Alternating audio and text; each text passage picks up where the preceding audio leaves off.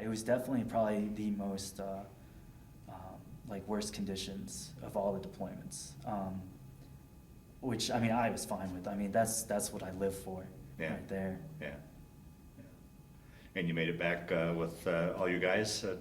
I was the only casualty. Oh. I was by the 5th month. I was struck by my vehicle was struck by a roadside bomb. Oh, geez.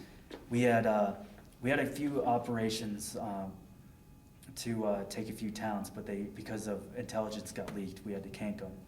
And one of the towns that we were going to take, it was completely vacant. No one's living there. The Taliban had, gotten them all out, and we were going to take that the day prior. And word got out that this operation was going to happen, so they had laid all the roads with IEDs for the most part. And so it got canceled, but they're like, we want to do a patrol.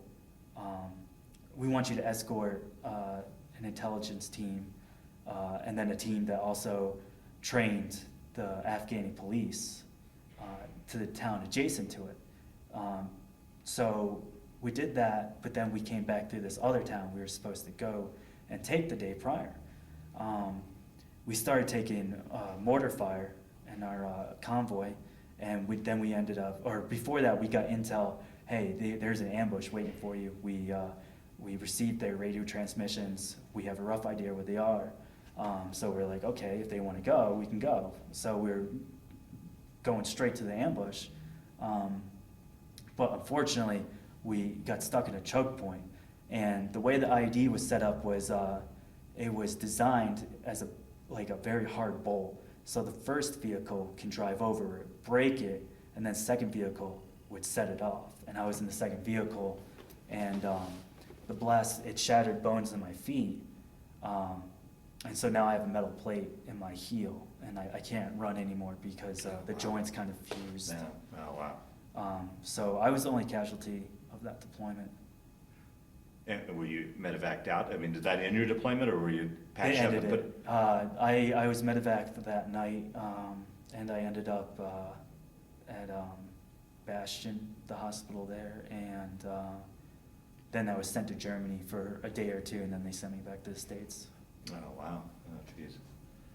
That phone call or message into your wife must have been, how did she hear about it? Well, so the commanding officer is supposed to make that phone call, and he told me he would, and I don't know what happened to this day, but he didn't make the call. So when I ended up, when I made it to Bastion, the next day they gave me a satellite phone. It's like, you can, call your loved ones.